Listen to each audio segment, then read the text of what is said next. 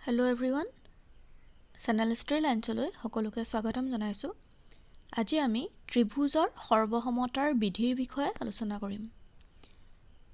ত্ৰিভুজ কি হয় আমি আটাই জানো। এতিয়া ত্ৰিভুজৰ সৰ্বসমতা বুলি ক'লে প্ৰথম আমি সৰ্বসম শব্দটোৰ অৰ্থটো জানি ল'ব লাগিব। গতিকে তোমালোকে প্ৰথম চিত্ৰটো চোৱা, আমি তিনিটা বৃত্ত অঁকা হৈছে, এ, বি আৰু চি, তিনিটা বৃত্ত। এতিয়া যদি আমি এ বৃত্তটো বি বৃত্তৰ ওপৰত জাপি ধৰোঁ তেতিয়াহ'লে কি হৈ যাব, এ আৰু বি বৃত্ত দুটা সম্পূৰ্ণৰূপে ইটো সিটোৰ লগত খাপ খাই পৰিব আৰু তেতিয়া আমি বৃত্ত দুটাক সৰ্বসম বুলি ক'ম। এতিয়া যদি আমি চি বৃত্তটোলৈ চাওঁ, চি বৃত্তটো যদি এ বা বি যিকোনো এটা বৃত্তৰ ওপৰত জাপি ধৰোঁ তেতিয়াহ'লে কি হ'ব, চি বৃত্তটো এ বৃত্ততকৈ সৰু হ'ব, অৰ্থাৎ ইহঁতি ইটো সিটোৰ লগত সৰ্বসম নহয়। সৰ্বসম মানে কি? আচলতে সৰ্বসম মানে হৈছে সম্পূৰ্ণৰূপে সমান হ'ব লাগিব, সকলো অংশই সমান হ'ব লাগিব। এতিয়া চিটো এটা বৃত্ত, এও বৃত্ত, বিও বৃত্ত, কিন্তু যিহেতু চি বৃত্তটো সৰু আৰু চি বৃত্তটো আমি এ বা বি বৃত্তৰ ওপৰত জাপি ধৰিলে সমান হৈ নাযায় বা সম্পূৰ্ণৰূপে মিলি নাযায়, গতিকে চি বৃত্তটো এ আৰু বিৰ সৰ্বসম নহয়। তলৰ চিত্ৰটোত চোৱা, আমি তিনিটা বৰ্গ লোৱা হৈছে পি, কিউ, আৰ। এতিয়া যদি আমি কিউ বৰ্গটো অলপ ঘূৰাই যদি আমি পি বৰ্গৰ ওপৰত লগাই দিওঁ তেতিয়াহ'লে কি হৈ যাব, বৰ্গ দুটা ইটো সিটোৰ ওপৰত সম্পূৰ্ণৰূপে খাপ খাই পৰিব।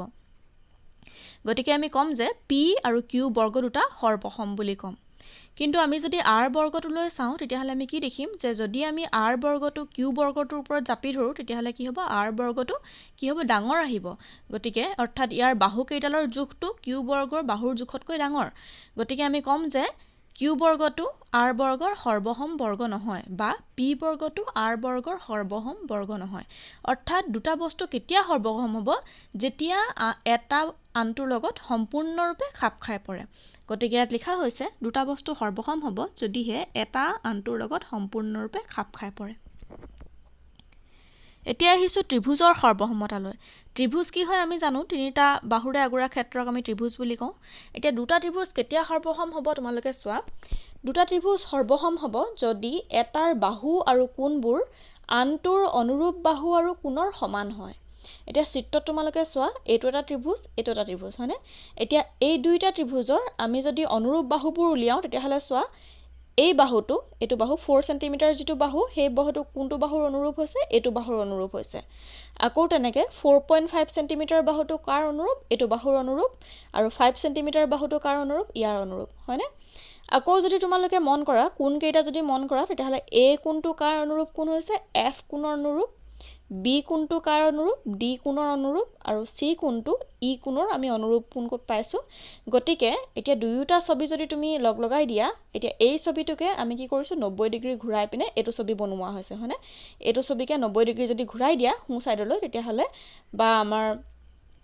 ঘড়ীৰ দিশলৈ, তেতিয়াহ'লে ঘড়ীটো যিটো দিশত ঘূৰে সেইটো দিশতে যদি আমি এই ছবিটো ঘূৰাই দিওঁ 90 ডিগ্ৰী, তেতিয়াহ'লে আমি এইটো ছবি পাম। অৰ্থাৎ আমি যদি এই দুটা ছবি লগাই দিওঁ, ইটো সিটোৰ ওপৰত জাপি দিওঁ, তেতিয়াহ'লে দুয়োটা ত্ৰিভুজ সম্পূৰ্ণৰূপে মিলি যাব বা খাপ খাই পৰিব। অৰ্থাৎ ইহঁতৰ অনুৰূপ বাহু আৰু অনুৰূপ কোণবোৰ সমান, আমি ইতিমধ্যে এইটো আলোচনা কৰিছোঁ। গতিকে আমি এই দুটা ত্ৰিভুজক কি বুলি ক'ম, সৰ্বসম ত্ৰিভুজ বুলি ক'ম। আকৌ তেনেকৈ এইটো ত্ৰিভুজলৈ মন কৰা, ইয়াতো কি হৈছে, অনুৰূপ বাহু, ইয়াৰ যিকোনো এটাৰ লগত অনুৰূপ বাহুবোৰ আৰু অনুৰূপ কোণবোৰ সমান হৈছে। গতিকে আমি এই তিনিওটা ত্ৰিভুজকে আমি কি বুলি ক'ম, সৰ্বসম ত্ৰিভুজ বুলি ক'ম।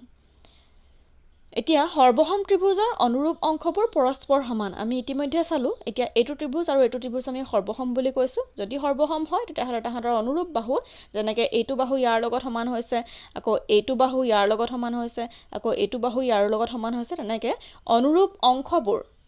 অংশবোৰ পৰস্পৰ সমান হয়। অকল বাহুৱেই নহয়, তাহাঁতৰ অনুৰূপ কোণবিলাকো পৰস্পৰ সমান হ'ব। গতিকে আমি লিখিছোঁ যে অনুৰূপ অংশবোৰ পৰস্পৰ সমান, আৰু সেইটোকে আমি ইংলিছত কৈছোঁ যে, ইংলিছত আমি শ্বৰ্ট ফৰ্মত কৈছোঁ CPCT, অৰ্থাৎ কৰেছপণ্ডিং পাৰ্টছ অফ কংগ্ৰুৱেণ্ট ট্ৰায়েংগল। ইংলিছত আমাৰ যিটো আমি সৰ্বসম ত্ৰিভুজ বুলি কৈছোঁ তাক কোৱা হ'ব কংগ্ৰুৱেণ্ট ট্ৰায়েংগল। আৰু গতিকে আমি যদি দুটা ত্ৰিভুজৰ সৰ্বসম বুলি কওঁ তেতিয়াহ'লে তাহাঁতৰ অংশবোৰো সমান হ'ব, তাক কোৱা হৈছে কৰেছপণ্ডিং পাৰ্টছ অফ কংগ্ৰুৱেণ্ট ট্ৰায়েংগল। এতিয়া আহিছোঁ ত্ৰিভুজৰ সৰ্বসমতাৰ বিধিলৈ। প্ৰথম বিধিটো হৈছে বাহু বাহু বাহু বিধি। অৰ্থাৎ দুটা ত্ৰিভুজৰ যদি সৰ্বসম আমি চাবলৈ যাওঁ তেতিয়াহ'লে এটা ত্ৰিভুজৰ অনুৰূপ বাহুবোৰ, তিনিওটা বাহু যদি আনটো ত্ৰিভুজৰ তিনিওটা বাহুৰ সৈতে সমান হয় তেতিয়াহ'লে আমি ত্ৰিভুজ দুটা সৰ্বসম বুলি ক'ম। তোমালোকে চিত্ৰত মন কৰা এই ত্ৰিভুজটো আৰু এই ত্ৰিভুজটো ইয়াৰ বাহুকেইডাল যদি তুমি মন কৰা AC বাহুডাল এডাল বাহু কাৰ সৈতে একেই হৈছে PR বাহুৰ সৈতে একেই হৈছে আকৌ AB বাহুডাল কাৰ সৈতে একেই হৈছে PQ বাহুৰ সৈতে একেই আৰু BC বাহুডাল RQ বাহুৰ সৈতে একেই হৈছে গতিকে ইয়াত আমি কি দেখিছো যে দুয়োটা ত্ৰিভুজতে এটা ত্ৰিভুজৰ তিনিওডাল বাহু আনটো ত্ৰিভুজৰ তিনিওডাল বাহুৰ সৈতে মিলি গৈছে বা সমান হৈছে গতিকে আমি এতিয়া কম যে ত্ৰিভুজ দুটা সৰ্বসম বুলি কম সেকেন্ড বিধিটোলৈ আহিছো বাহু কোণ বাহু বিধি যেটোক আমি শৰ্ট ফৰ্মত কওঁ বা কু বা বিধি এতিয়া দুটা ত্ৰিভুজ সৰ্বসম হ'ব যদি এটা ত্ৰিভুজৰ দুটা বাহু এই দুটা বাহু আৰু হিহঁতৰ মধ্যৱৰ্তী কোণটো এটো মধ্যৱৰ্তী কোণ এই দুটা বাহুৰ মধ্যৱৰ্তী কোণ কোনটো এটো হয়নে আনটো ত্ৰিভুজৰ দুটা বাহু আৰু মধ্যৱৰ্তী কোণৰ যদি সমান হয় তেতিয়াহলে আমি কম যে ত্ৰিভুজ দুটা সৰ্বসম বুলি কম তোমালোকে চিত্ৰটোত মন কৰা প্ৰথম ত্ৰিভুজটোৰ এই দুটা বাহু সেকেন্ড ত্ৰিভুজটোৰ এই দুটা বাহুৰ লগত মিল আছে হয়নে AB বাহুটো কাৰ সৈতে একে PQ বাহুৰ সৈতে একে 2 সেমি দুয়োটাৰে জোখ আৰু BC বাহুটো কাৰ সৈতে একে RQ বাহুৰ সৈতে একে 4 সেমি দুয়োটাৰে জোখ হিহঁতৰ মধ্যৱৰ্তী কোণটো আমি যদি চোৱা তেতিয়াহলে কি দেখিবা এই B কোণটো 50 ডিগ্ৰী হৈছে আৰু এফালে Q কোণটো 50 ডিগ্ৰী গতিকে এতিয়া আমি ক'ব পাৰো যে দুয়োটা ত্ৰিভুজ সৰ্বসম বুলি ক'ব পাৰো ইয়াত চোৱা তলৰ ত্ৰিভুজ দুটা সৰ্বসম হয়নে এতিয়া ত্ৰিভুজৰ সৰ্বসমতাৰ বাবে সমান কোণবোৰ সমান সমান বাহুৰ জোৰৰ অন্তৰ্গত হোৱাটো বৰ আৱশ্যকীয় তাৰ মানে আমাৰ বাহু কোণ বাহু শৰ্তমতে যিটো কোণ সমান হ'ব সেই কোণ দুটা কত থাকিব লাগিব সমান বাহু দুটাৰ মাজত থাকিব লাগিব বা সমান বাহু দুটাৰ মধ্যৱৰ্তী কোণ হ'ব লাগিব এতিয়া ইয়াত চিত্ৰটো তোমালোকে চোৱা তলৰ বাহুটোৰ জোখ কিমান দিয়া হৈছে দুয়োটা ত্ৰিভুজতে 4 সেমি দিয়া হৈছে অৰ্থাৎ সমান হৈছে আকৌ এইটো বাহুৰ জোখ আৰু এইটো বাহুৰ জোখ কিমান দিয়া হৈছে 5 সেমি দিয়া হৈছে অৰ্থাৎ সমান দিয়া হৈছে কিন্তু যিটো সমান কোণ সেই সমান কোণটো ইহঁতৰ মধ্যৱৰ্তী কোণ নহয় বা বাহু কেইডালৰ মধ্যৱৰ্তী কোণ নহয় আৰু এতিয়া যদি আমি বাহু কেইডালৰ মধ্যৱৰ্তী কোণটো চাওঁ এটো কোণ হ'ব আৰু এটো কোণ হ'ব আৰু ইহঁত দুয়োটাৰে জোখটো যেহেতু বেলেগ বেলেগ গতিকে ই বা কু বা বিধি মানি নচলে আৰু ইয়াতে আমি কি দেখিছো যে এইটো ত্ৰিভুজৰ সৰ্বসম নহয় ইয়াতে দেখা গৈছে যে ইয়াতে 90 ডিগ্ৰী এটা কোণ আছে বা সমকোণ এটা আছে কিন্তু ইয়াতে আমাৰ কি হ'ব এটাও 90 ডিগ্ৰী কোণ নাই অৰ্থাৎ মধ্যৱৰ্তী কোণটো আমাৰ সমান হ'ব লাগিছিল যদি এই কোণটো এইটো কোণৰ সমান হ'লতেন তেতিয়াহলে আমি ক'ব পাৰিলোহেঁতেন যে দুইটা ত্ৰিভুজ সৰ্বসম এতিয়া আহিছো তৃতীয় বিধিটোলৈ কোণ বাহু কোণ বিধি বা আমি ক'ব পাৰো কু বা কু বিধি দুটা ত্ৰিভুজ সৰ্বসম হ'ব যদি এটা ত্ৰিভুজৰ দুই কোণ আৰু হিহঁতৰ অন্তৰ্গত বাহুটো আনটো ত্ৰিভুজৰ দুই কোণ আৰু অন্তৰ্গত বাহুৰ সমান হয় এতিয়া ইয়াত ত্ৰিভুজটোত তোমালোকে চোৱা ইয়াতে কি দেখুৱা হৈছে দুয়োটা ত্ৰিভুজতে দুটা কোণ সমান দিয়া হৈছে এইটো কোণ কাৰ সৈতে একে ইয়াৰ সৈতে একে আৰু এইটো কোণৰ মান কাৰ সৈতে একে ইয়াৰ সৈতে একে আৰু তাহাঁতৰ অন্তৰ্গত যিটো বাহু আছে এইটো বাহু আৰু এইটো বাহু সমান দেখুওৱা হৈছে গতিকে এইটো বিধি মতে কি হ'ব কোণ বাহু কোণ বিধি মতে যদি দুটা কোণ আৰু তাহাঁতৰ অন্তৰ্গত বাহুটো সমান হয় তেতিয়াহলে আমি ত্ৰিভুজ দুটা সৰ্বসম বুলি ক'ম বিধি 4 নম্বৰ বিধিটোলৈ আহিছো কোণ কোণ বাহু বিধি এটা ত্ৰিভুজৰ দুটা কোণ আৰু যিকোনো এটা বাহু আন এটা ত্ৰিভুজৰ দুটা কোণ আৰু এটা বাহুৰ সৈতে সমান হয় তেনে ত্ৰিভুজ দুটা সৰ্বসম হ'ব অৰ্থাৎ আমি যদি ইয়াতে যদি চাওঁ ইয়াতে আমি কি দেখিম যে দুটা কোণ আমাৰ সমান দিয়া হৈছে আৰু এটা বাহু ধৰি লওঁ যে আমাৰ এইটো বাহু যিটো অন্তৰ্গত বাহু হেতু নহয় পিনে যদি এইটো এটা বাহু আমাৰ সমান দিয়া হৈছে এই দুটা বাহু যদি সমান তেতিয়াহলে আমি ত্ৰিভুজ দুটা সৰ্বসম বুলি ক'ম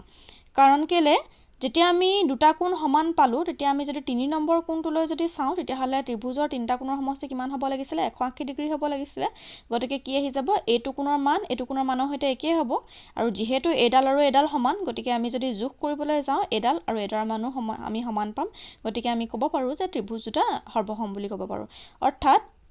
যদি এটা ত্ৰিভুজৰ দুটা কোণ আৰু যিকোনো এটা বাহু আন এটা ত্ৰিভুজৰ দুটা কোণ আৰু এটা বাহুৰ সৈতে সমান হয় তেন্তে ত্ৰিভুজ দুটা আমি সৰ্বসম হ'ব বুলি ক'ম আৰু ইয়াকে নাম দিয়া হৈছে কোণ কোণ বাহু বিধি অৰ্থাৎ দুটা কোণ আৰু এটা বাহু যেহেতু গতিকে আমি লিখিছো কোণ কোণ বাহু বিধি এতিয়া আহিছো 5 নম্বৰ বিধিটোলৈ সমকোণ কৰ্ণ বাহু বিধি বা স ক বা বিধি দুটা আমি সমকোণ লৈছো যদি দুটা সমকোণী ত্ৰিভুজৰ ক্ষেত্ৰত এটাৰ কৰ্ণ আৰু আন এটা বাহু আনটোৰ কৰ্ণ আৰু এটা বাহুৰ সৈতে সমান হয় তেন্তে ত্ৰিভুজ দুটা সৰ্বসম হ'ব অৰ্থাৎ আমি দুটা সমকোণ পাইছো এতিয়া সমকোণী ত্ৰিভুজৰ কি হ'ব এটা কোণটো আমি পামেই যে 90 ডিগ্ৰী হ'ব এতিয়া এই দুটা ত্ৰিভুজত কি হৈছে এইটো কোণ আৰু এইটো কোণ আমি 90 ডিগ্ৰী পাইছো অৰ্থাৎ সমান বুলি ক'ব পাৰিম এইটো কোণ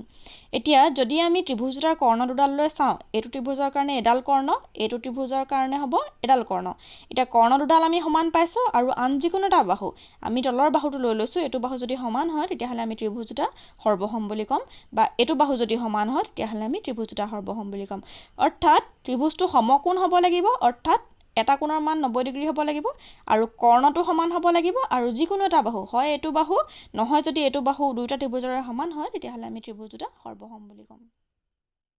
যদি তোমালোকে এই ভিডিঅ'টো চাই উপকৃত হৈছা তেনেহ'লে চেনেলটো ছাবস্ক্ৰাইব কৰি দিবা আৰু লগতে লাইক আৰু শ্বেয়াৰ কৰিবলৈ নাপাহৰিবা